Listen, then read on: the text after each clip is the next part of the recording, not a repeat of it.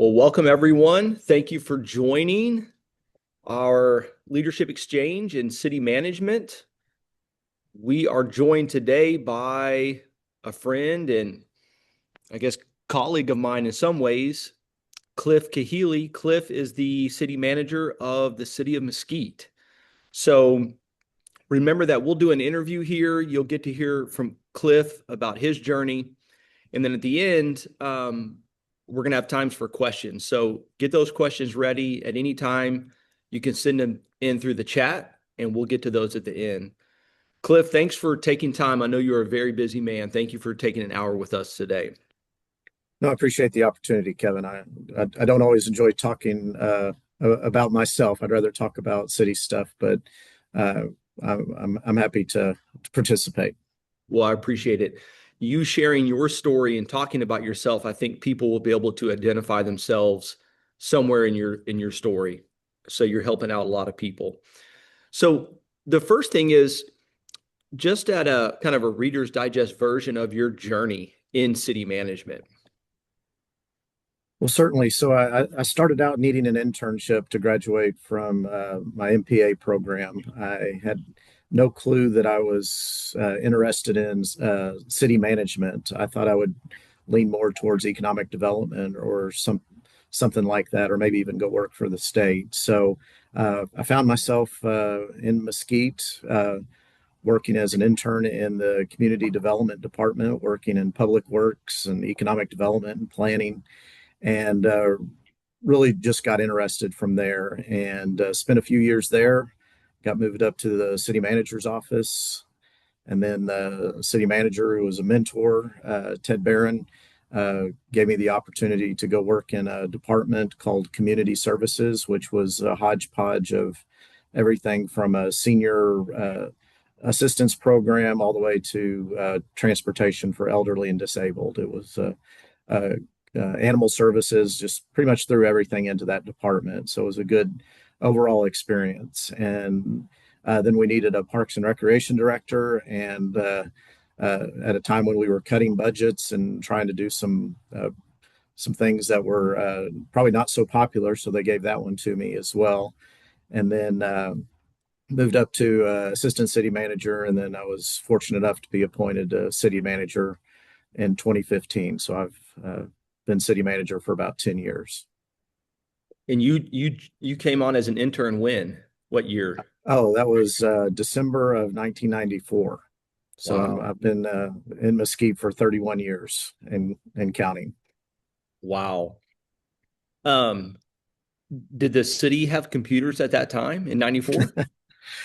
There were computers, but not everyone had one on their desk. Okay. And so that was actually one of my early roles, was to help convince the city manager and the city council that computers were necessary to do our work. So I almost predated desktop computers, but not quite. Interesting. Interesting. Okay. Very cool. So you started as an intern, finished your MPA, and then that just turned into a full-time job? Yeah, I think we were at the time the city manager was retiring. New city manager was coming on, and he had been working on some projects with me and asked if I wanted to stick around, and so I readily said yes. I needed full-time employment, and thought I'd be here for a couple of years. He warned me that I was going to get bored at some point, and that I would probably start looking. And that was probably some of the best advice that I ever got. Was whenever I got bored in that role, he said, "Come talk to him," and we'd have a chat, and then he'd give me something else to do. So it was he trained me pretty well. Nice, nice. Let's turn back the clock all the way to those early 90s. You got an MPA. Why did you want to go into public work to begin with?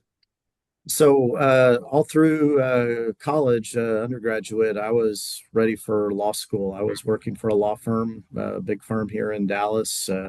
Had done everything necessary to clerk and have that experience. And at the time, uh, they started firing attorneys or laying off. It was A lot of the firms were having financial problems, so they were downsizing.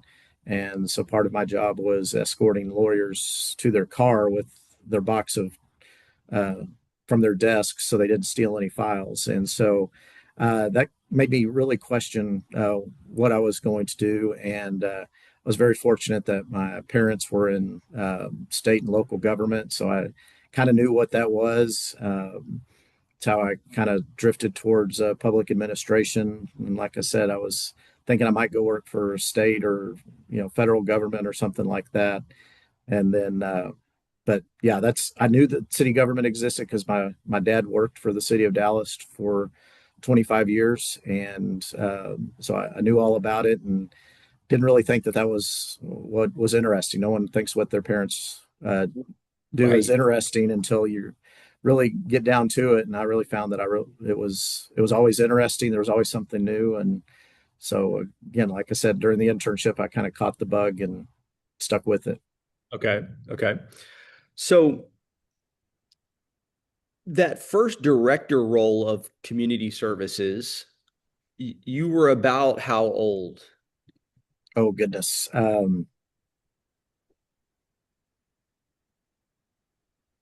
35? No. Yeah, about 35 years old. Okay. Um, I know that wasn't that long ago. I'm only 40 now, so I don't Right, know. right, right. If you can remember, like what was it like transitioning into a director role where you were in charge? Well, I think one of the experiences I had as being a city manager or in the city manager's office was to work with a lot of the different departments and the divisions. And so I had a good relationship with a lot of the department directors and the department managers. So I had a pretty good idea of what was going on. And the person before me who was in the job we'd been working together for 10 years. So I kind of was able to get to know the department a little bit ahead of taking over. So I knew what the job was. I just didn't know you know, some of the ins and outs. And so, it was it was a pretty big jump when it comes to the level of responsibility. I think that was the first time I managed more than two or three people and having to take care of payroll and all of that stuff. What if you can remember those early days, how did you view leadership? What did you think it was to be a good director, for example? I think way back then, I felt that it was important to, first of all, just to get to understand what people do. I think a lot of times you kind of from a distance you think you understand what they're supposed to do, but until you really kind of start talking to people and getting to know their day-to-day job and getting to know a little bit about them. So I approached the job when I came in as that I wasn't an expert in anything, so I wanted to hear how people did it, and then from that point, I felt that I could probably help them do it better. Okay. Okay. Okay. Um,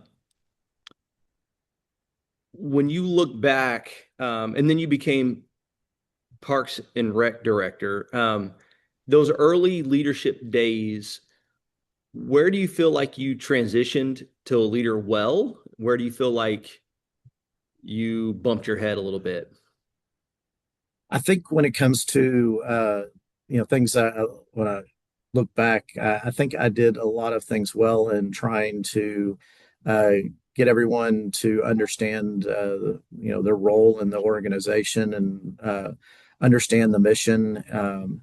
I, I tried sometimes successfully, sometimes unsuccessfully to kind of do some of the team building. We were basically one or two people doing jobs in each division. So there were, uh, 30, 40 people all doing a bunch of different things. So it was very rarely did everybody work together on something. So did a lot of opportunities to try to bring people together, the luncheons and those kind of Okay. team building things. So I thought we did pretty good there. I think uh, just because we were in a building by ourselves a lot of times, that gave us the good opportunity. I think some of the downside was, and I think this is just common for anyone, is you really don't want to be too hard on people. And uh, I think you tend to let attendance, people showing up at a certain time, kind of let those slide. You kind of look to, well, they've got a kid to drop off, or they've got traffic, and I'll get they'll make that time up. And so I was probably a little too easy on some of the those things, uh, and then when they became a problem, then it was very hard to get back and kind of be that forceful person. And then the other thing, and the one that always sticks with me now, is I never put anything on their uh, annual reviews about areas to improve. We had at the time we had check boxes and standard comments that you could check off on, and so it was very easy to talk about all the good stuff that was going on, and maybe not point out some of the challenges. And I would have those conversations with people, but I wouldn't document them. And Okay. then, my best lesson was when somebody really messed up, and I had to uh, take them to a personnel board for termination. No, actually, it was a uh, yeah, it was a termination. And then I lost because I had three performance reviews that the citizens saw that were glowing. And Right. I, you know, it really taught me the lesson that you really need to make sure you document all of those things, because you never know when something's going to happen and you're going to need to have that backing. Mm-hmm. That is a tough lesson. That is a tough, I bet you that was a tough ride home, losing, so to speak. Um, let's transition to that city manager role. When you went from assistant city manager to city manager, just describe that transition. And again, things where you felt you caught your stride pretty quickly, and areas where you stumbled a little bit. Well, I think having been with the organization for a while, I pretty much knew the ins and outs of all the operations. So I wasn't having to learn a lot of people's names. I wasn't having to learn what people did. So that part of the transition was fairly smooth. I like to tell everyone, you know my experience, it was I'd been in the room, the conference room with the city manager. Everybody's going around talking about the problem of the day, what the possible solutions were, and everybody would throw out their opinions and all of that, and the city manager would make the decision. Well, the first couple of days on the job, I'm in a meeting like that, and everybody stops, and I realized that I'm the one having to make that decision. So that was a big eye opener for me. Was now I can throw out ideas all day long, but now I have to live with them. And Okay. it was so it's uh, you have to own those decisions as the city manager. Um, and to a smaller degree, department directors have to do the same thing, right? They have to own and live with the decisions they make for that department. What advice would you give a department director or a city manager even that they're newer in having to make those calls?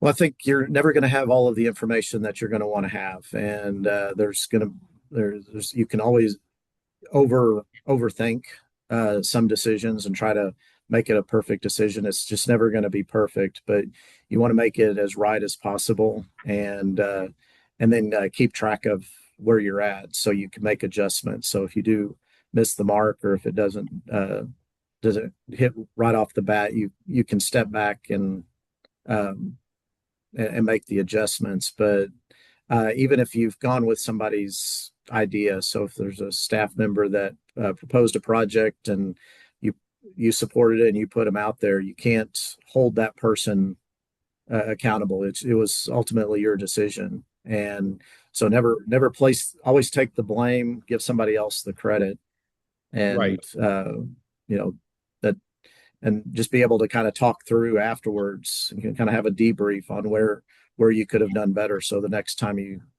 do something, you've learned from your experience. Mm-hmm. Um, this could be cases in your own organization or cases you've heard outside your organization, but can you give examples of managers or employees moving into a director role or directors moving into an ACM or even a city manager role where they didn't make that transition well? And So I, what was it about that made it not go well? Sure. So I'll kind of go back into where, it's that first leadership lesson that we see in our organization is supervisor or employee to supervisor. So if you're in a work group, and then you get to be supervisor, that is one of the biggest challenges because you're friends you're with your teammates and people on your crews, and then all of a sudden you're the one having to make sure that they get the work done. And uh, uh, 9 times out of 10, if you don't handle it well, they will turn on you and make it challenging. I kind of relay that to being the moving into the department director role, especially if you're in the organization or even if you're stepping into it from the outside. Is you have to make sure that everybody understands what your role is and that you are the representative of that department, and that the uh, somebody in my spot's going to hold you accountable for that. And so it's really making sure you understand all the nuances of the organization, not just what the organization you're in, but the other departments as well. And if you don't know what's going on around the city, you can't just sit in your little silo and just hope things are going well. You have to be aware of what's going on and how your department can help others. And when you need resources, the other departments are there to help you. Mm-hmm, And mm-hmm, so, uh, that's kind of the general advice of moving in, is to just really understand your role and then the role of your department in the bigger organization. mm-hmm. And then for those that are moving into ACM roles, and you may not have had the opportunity to be a department director, it's fundamental to understand what people are doing out in the field. I had the uh, fortune to be with field crews. I'd go out on water line breaks or street repairs or climb to water towers. I tried to absorb as much as I could about how the city works and the people that are doing it. Right. And so, as an ACM, you tend to have problems brought to you and dispense with them from your office. And so, if you're in your office all the time and you're not going out to look where the service breakdowns are, um, talking to the supervisors, talking to the department managers, um, you're really you're not doing that part to understand how things are working or how they're not working, and then being able to be that problem solver that you need to be. Mm-hmm, mm-hmm. So you've emphasized that a couple of times here is knowing and understanding the function of the department, what you're over. Where have you seen that serve you well? I'll kind of go to some of the things we've kind of been involved in. So when it came to the Hurricane Katrina response, Okay.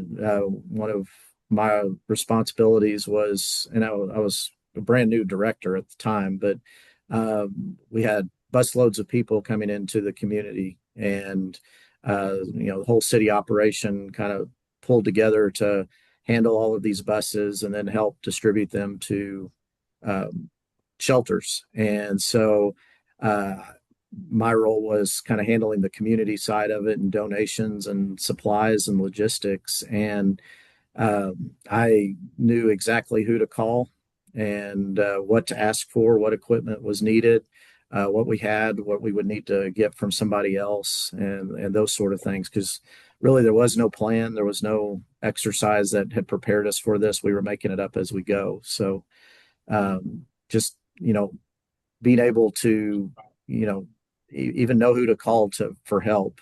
Um, Mhm. you know, in those situations, that's when you really need to, day to day and in council meetings. So those are things that you can kind of plan for.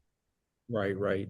So it sounds like one of the great advantages and maybe probably a flavor of your leadership style is being aware and knowledgeable so that you can help problem solve.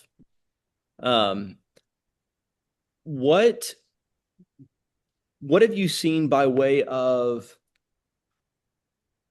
helping others kind of step up to become problem solvers? How have you successfully led others to learn how to be problem solvers?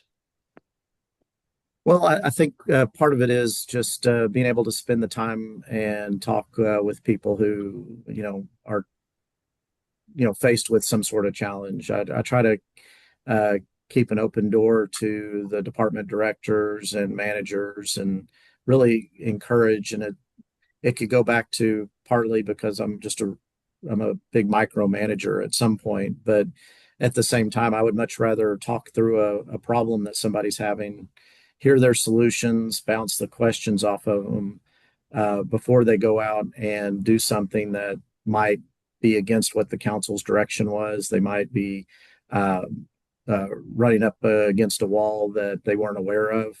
And so that's the first thing I try to do is encourage people just to really talk it over. If it's not with me, it's with an assistant city manager or even another department director. And that's my ultimate goal in the organization is to make sure that the department directors all have this line of communication amongst each other to where they can say, well, I'm having this employee problem. How have you dealt with this in the past? And they can talk it over and strategize. And so if we can develop that at least between the from the city manager down to the department directors, I feel that that's kind of a great way to run an organization. Yeah, that's a win. When I hear that, I hear a key component, which is TIME. It takes a lot of time to do what you're talking about, to have those conversations, to stay connected. Um, as I've worked with you in your organization, and I just see the volume of work. Um, it's impressive how you keep your arms around it. And maybe you're not keeping your arms around it. You just give off a good impression. But just for context, give us, because I want to ask you a little bit about time here in a second. But for context and for everyone listening, help us understand kind of the size and the dynamics of the city organization. Oh, okay. Well, so we're a city of 157,000 people. Okay. And so geographically, we're pretty large. We're still growing. But we're one of the oldest cities in Dallas County. So we've got a lot of older parts of town, aging infrastructure. So kind of, you know, the problems we're handling are both growth um, and aging. So I have three assistant city managers, 16 department heads, and I couldn't tell you how many department managers, but quite a few in there. And then we have assistant to the city manager that helps us out as well. So that's that's how our organization Structured. is kind How of many structured. employees? Oh, we have about 1,400 employees. I work with all kind of organizations across industries, and I work with a lot of cities of various sizes. And I could understandably see someone saying, "Man, Cliff, if I had three assistant city managers and an assistant to, and all these department directors, um, I would that'd be great." Um, but I don't know, is it true that you wish you maybe had one more assistant city manager and a few more directors? Well, I think yes and no. I think there are certain areas where I feel like we could do better if we had a department director or an ACM over it. Our The best one is just kind of the special projects that kind of get dropped on us every once in a while. We've got some building projects and some contracts with developers and those sort of things, and that just ties up a lot of time. And so when you're doing those projects, you're not able to go and uh, work on the day-to-day stuff or work with department directors. And so uh, I've been fortunate to have a couple of people kind of spend some time temporarily. I've uh, found that some city managers in transition Okay. been able to kind of bring them in to kind of handle some special projects. I've been uh, very fortunate just to have that flexibility. Yeah. But justifying that full time can sometimes be a challenge. And I say that comment to say, even though you've got a large staff, you guys, a lot of times, it's not even enough staff to necessarily get to all the work that needs to be done. Oh yeah, there. If you ever think you're going to cross a finish line in city government, that's a fantasy. It's always moving away from you, and they're always changing the course you're running. As councils change, as citizen volume changes, you're constantly chasing a new finish line. So it's really see projects get done, but there's certain initiatives that may never quite end before the next one begins. How have you learned to manage that, Cliff, and not let that make you go insane? Uh, so I don't think you know I've been at it long enough to realize kind of what game I'm playing, and Okay. so I I know what we can finish. I know what we are capable of doing. I've tried to work with uh, the department directors to give them the things that I feel are the must dos when it comes to what the council's expecting, what our council goals and objectives are, what those milestones should be, and so we keep pretty good tabs on those on a regular basis. Some of the other things and other planning initiatives and all of that tend to drag. I try to make sure that somebody's watching, that they just don't go on and on and on. Um, yeah, I like that phrase. You have learned to know what game you're playing. And how would you put that in words? What game? What You know, is? um, gosh, it's probably I would compare it to 7-year-old soccer. Just there's a ball on the field and a bunch of people are chasing after it, and you're trying to get people to kind of uh, stay in their area of the field sometimes, uh, Okay. and then uh, and then you've got people throwing stuff at you while you're out there on the field, just with the citizens' comments and elected officials. Yep, yep. Yeah, so you learn not to react to that stuff, right? Yeah, you kind of have to remember to keep your focus. That and, one thing that we've tried to do is get the council to align around certain policies and strategies and expectations, and that's kind of our playbook that we try to follow, and not yeah. Thanks for the soccer ball floating up there. Yeah. So uh, that wasn't distracting at all. Uh, so the um, so yeah, the goals and objectives are what we really push that with the department heads to make sure that everybody is focused on those, and that um, uh, communicating that back to the council is a big deal as well, because they're going to want to, once they talk about something, they want to see some sort of accomplishment, and they so I really try to make sure we're reinforcing that. We talk about our successes, we talk about where we've missed the mark. I try to be as transparent as possible that this initiative is going to take 2 or 3 years, and they may not be on the council that long, and the next council may come along and say that that's not a big deal for them. Hmm. Well, I want to get to kind of some economic stuff here in just a second, Cliff, but I like to ask this question um, to those that I interview in city government, especially city managers, is just a quick, maybe trick of the trade on how you have learned to successfully relate to and work with the council. So when I uh, first meet with a prospective council member, I try to meet with the candidates before they even get on council and establish at least uh, a working relationship to let them know that I'm available to answer their questions. I know they get comments on the campaign trail. They're knocking doors and all of that. So early on, I try to make sure that they know that I'm somebody that they can call whether they're on the council or not. And then when they are on the council in orientation, I try to make sure that I'm here for them to be successful. I don't play favorites. I'm not in it to uh, make it hard for anybody. My goal is that they ran for council for a one reason or several reasons. And so I really try to understand what is success for them.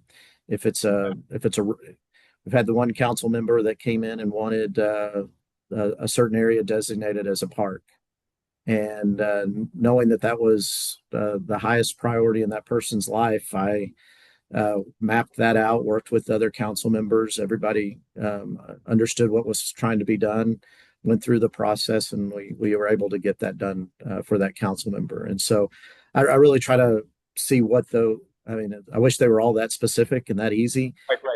But but I think they all want good services. They all want streets to um, be repaired, and they want public safety and whatever, uh, however you define that.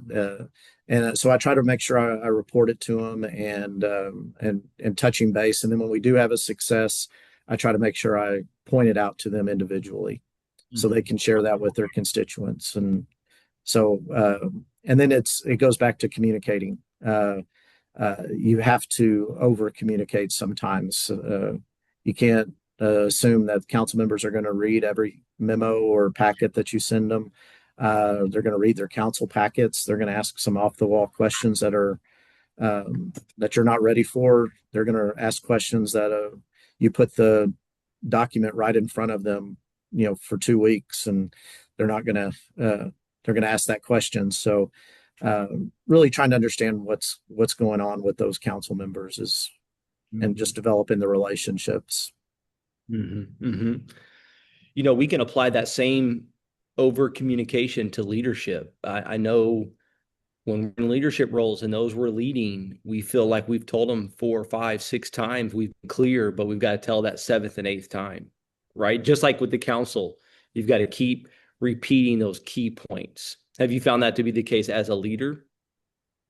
Yeah, it's one of those things. I think I don't think that I've ever had any people that were just bad at their job.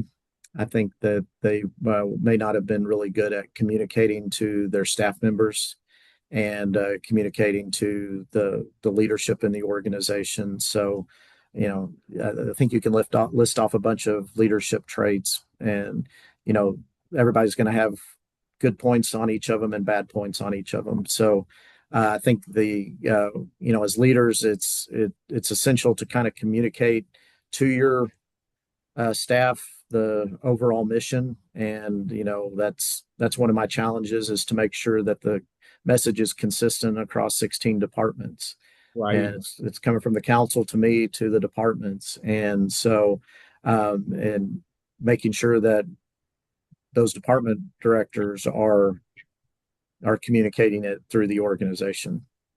hmm Well, let's shift to economic development. I know it's early on in your career. It sounded like it's something you were even looking at. So what have you learned about economic development? Just kind of give us a little crash course. I know it's a sweet spot, it's a strength of yours, Cliff. So just help educate us a little bit on how to think about economic development. So I think, one of the things that I think our council, before I became a city manager, got really tied up into too many details on what was best for the city. And we were always trying to make an economic development deal win for the city without taking into account what the developer was wanting. And uh, the bottom line is every developer wants to make money, and so I kind of work with developers from that point of view and say I know they need to make money, um, but I have to take care of the city, and so that's the relationship I develop early on, and they know that I have uh, my priorities for the city and to represent what the council wants, understanding that I'm not trying to spend too much of their money. I always joke with them that I'm really good at spending their money. Right. And when it comes to, more landscaping or uh, better lot development. And so we term it with the council is that we're going for the highest quality that we can get for each project. And if we can't get to our minimum threshold of quality, uh, we we don't need to do it, and we don't need to be providing incentives or anything like that. And so that's the partnership I try to develop. I also look to see when it comes to that developer trying to earn money. I see where the city can be that partner on the finances, and uh, uh, but for the developer doing something, the city's not going to give an incentive. And that's kind of the basis that I was trained up in, and I try to hold to it. So sometimes it works. Sometimes we get really good quality development.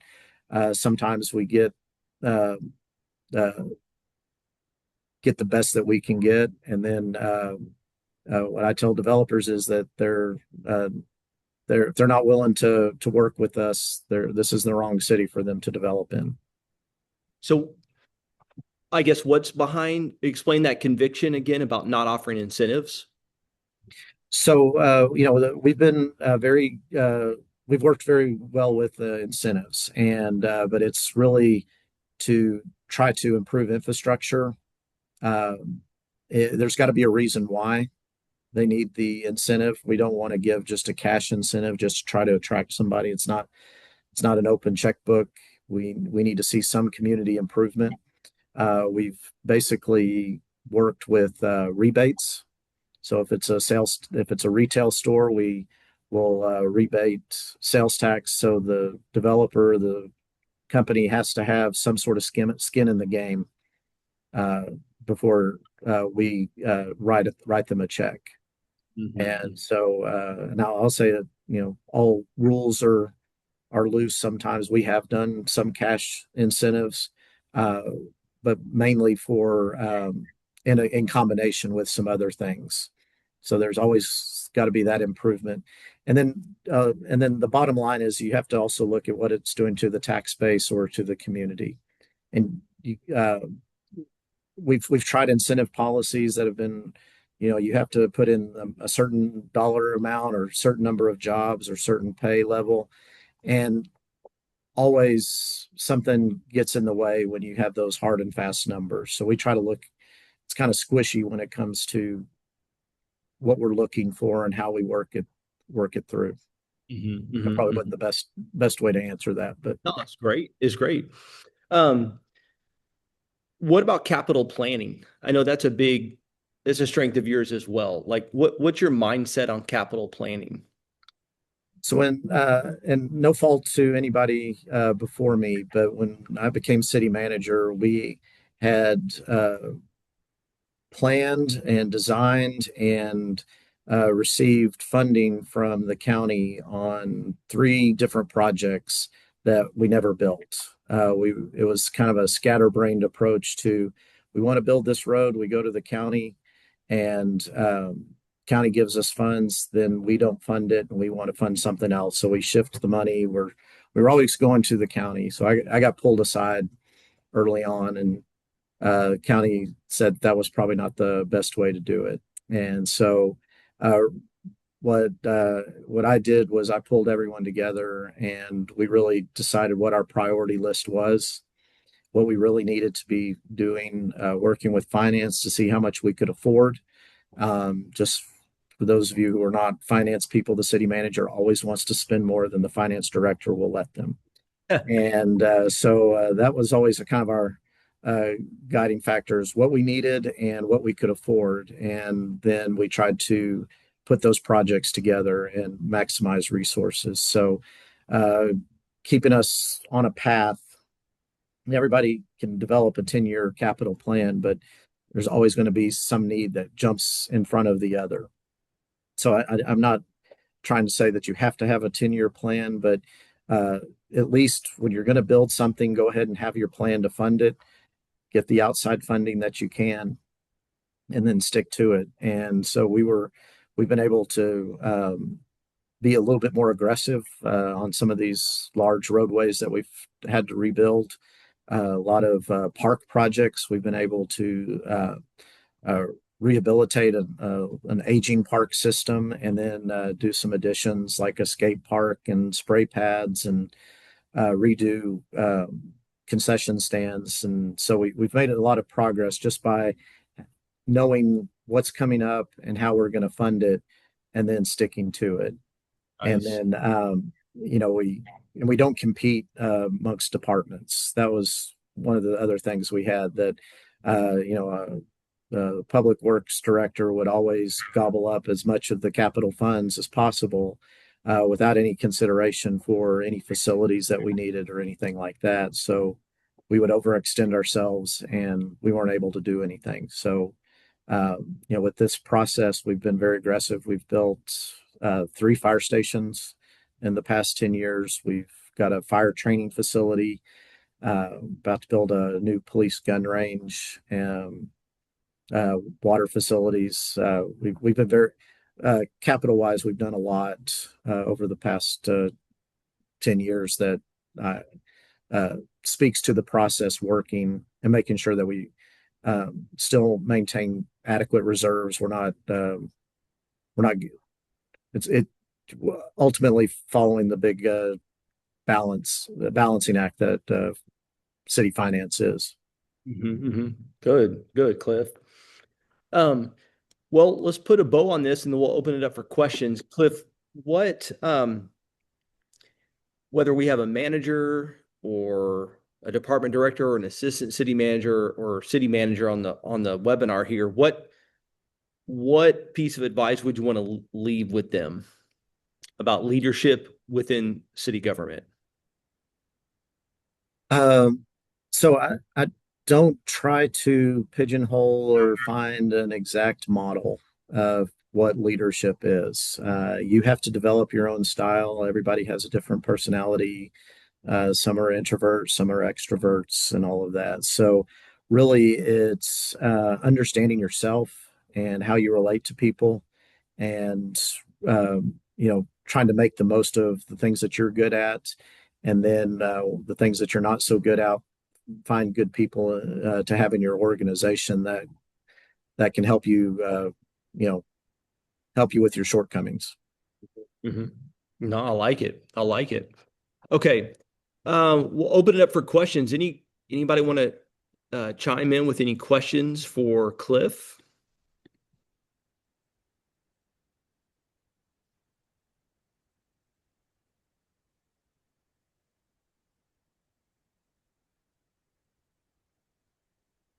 Hello, it's David Jordan, City Administrator from Divine. All right, David, go ahead. I just curious, what would be your number one thing that you would say is your greatest accomplishment since you've been in city management, or is there one? And what has been your greatest challenge over the years, if there's one? Oh, I'm pretty sure I could come up with a lot of areas that I would want do-overs on. But thanks for the question. So, I look back to some of the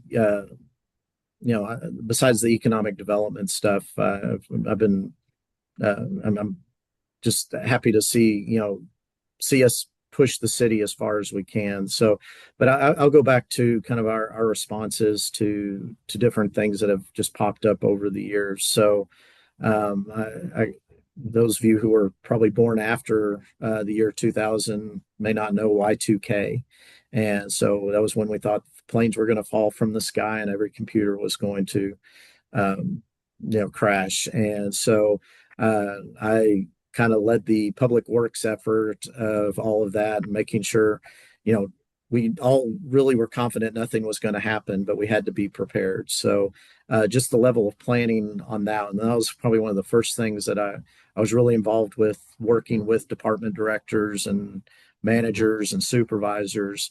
Had no authority over anyone, but put together the operational plan there. And I mentioned the Hurricane Katrina, just being able to say, we helped, several hundred people who were having the worst experience of their life.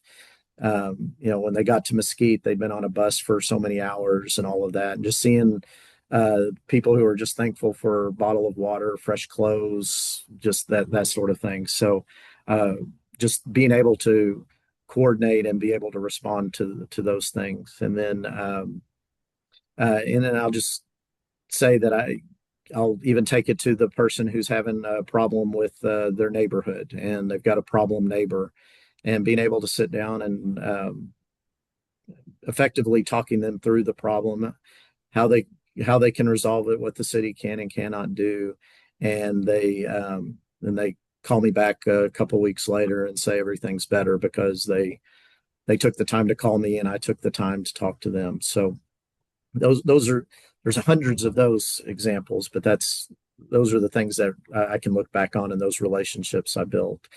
Probably one of the biggest things that I would like to take back is back when you could do forced annexation right before the legislature took it away. A couple of our council members wanted to just see if anybody wanted to be annexed in an area that we were growing. And part of that process was we sent out about 1,500 letters to people just asking them to contact us if they were interested in developing or annexing. And 3 months later, I had state reps speaking in our council chambers, angry people, meetings till 2 o'clock in the morning. We didn't want to annex. We just asked if anybody was interested so we could have further conversations, and it turned into a big deal. If I could go back, I would not send those letters and uh, not have to go through all of that. But and I still get reminded of it every time I go out to that part of in Kaufman County. So Wow. Good questions, David. Thank you. Any others?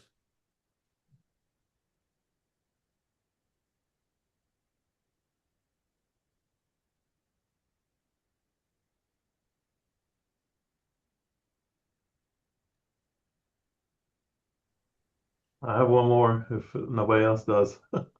Fire away. Yes, sir. Do you have any knowledge or experience with data centers?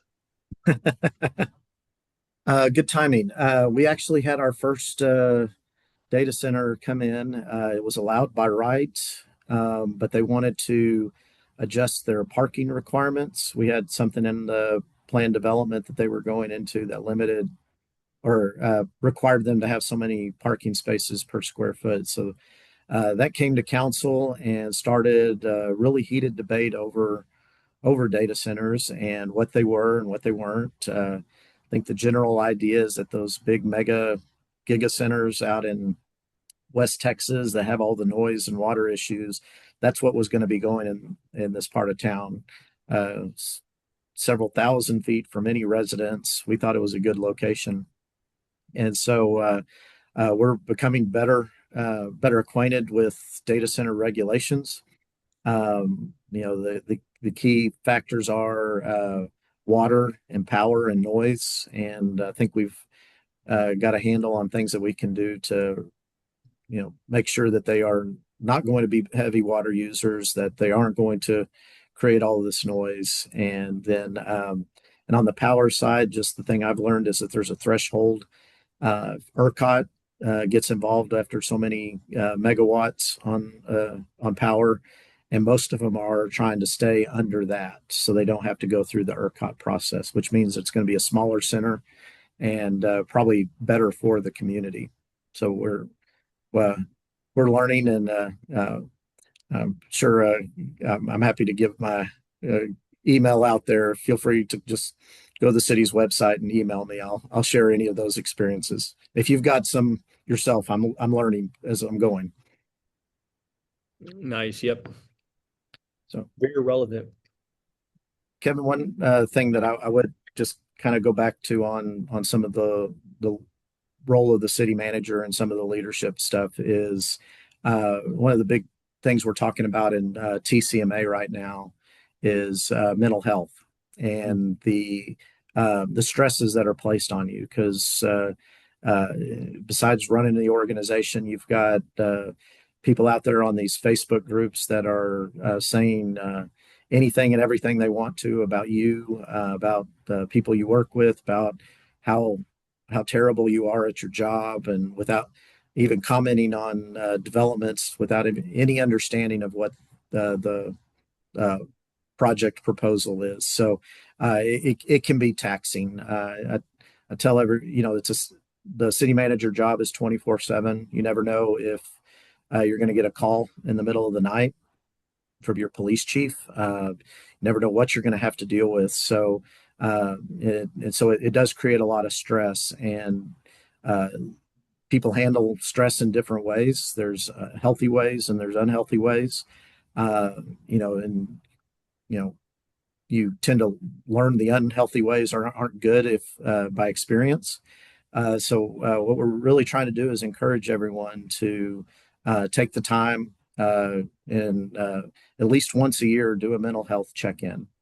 Uh, if you're working for a municipal organization, you may have an employee assistance program, and they give you free or 3 or 6 free sessions with a counselor, and it's good to have somebody to talk to just even when there's nothing wrong or you don't think anything's wrong.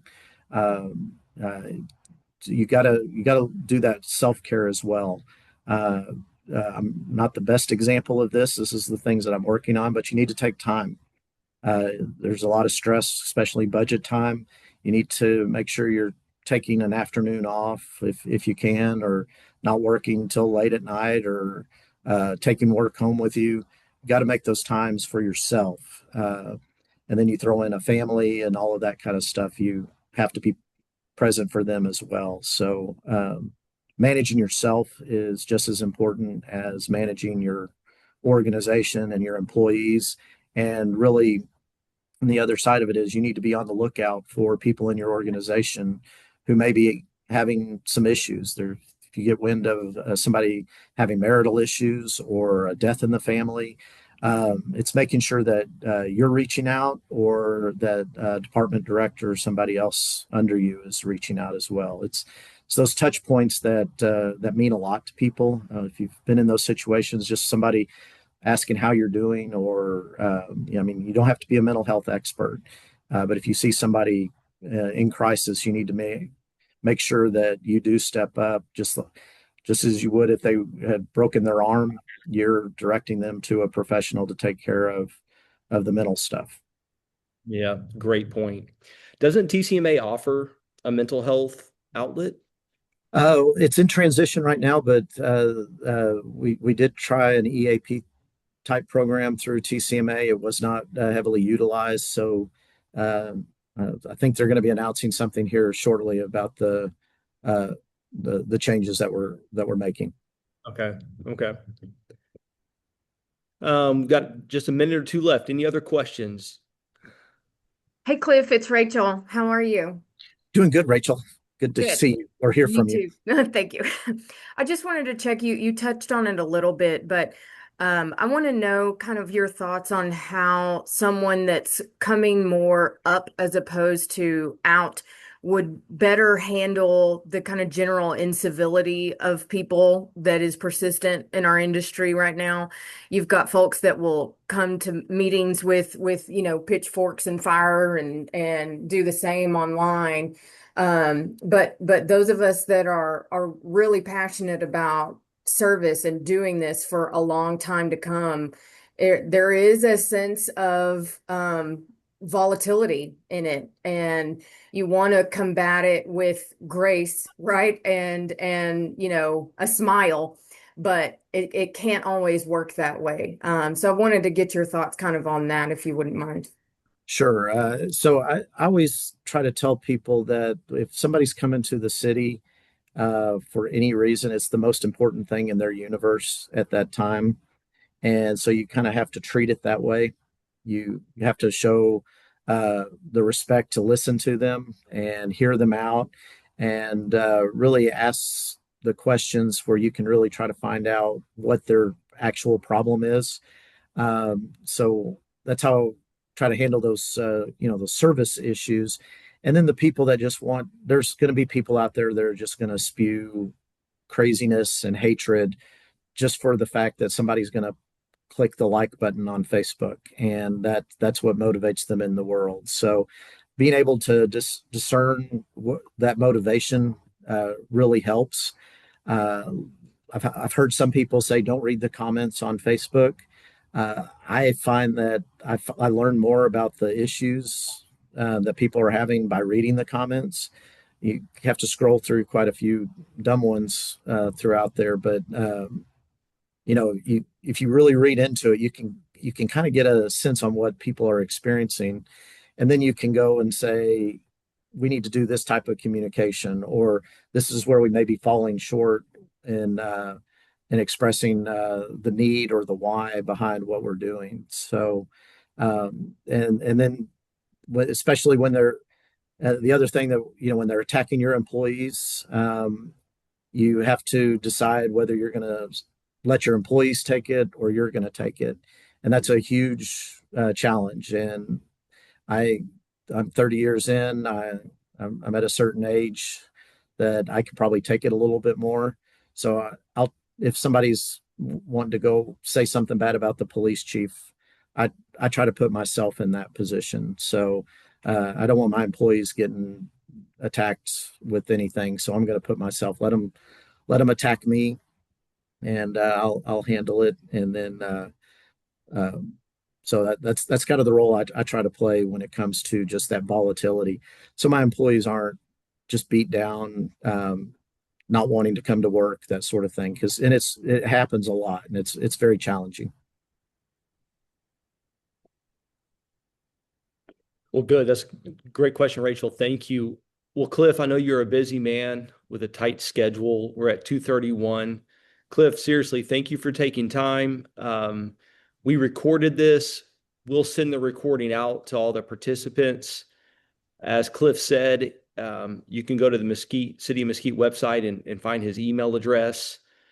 Also, tomorrow, I will be in the City of Mesquite hosting a one-day leadership intensive where we're working with assistant city managers and directors on moving strategic priorities into actual performance. How do we execute?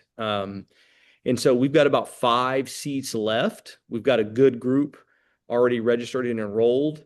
We have about 5 seats left. So if you're interested in that, you can email me at kevin@expressprostraining.com, or you can email Sarah, who sent out the calendar invite for this event. Cliff, thank you for your time. Thank you for your insights. Thank you for your service. You're a true professional. And I hope you have a great rest of your day. Thanks for the opportunity, and thanks everybody for being on. Bye-bye.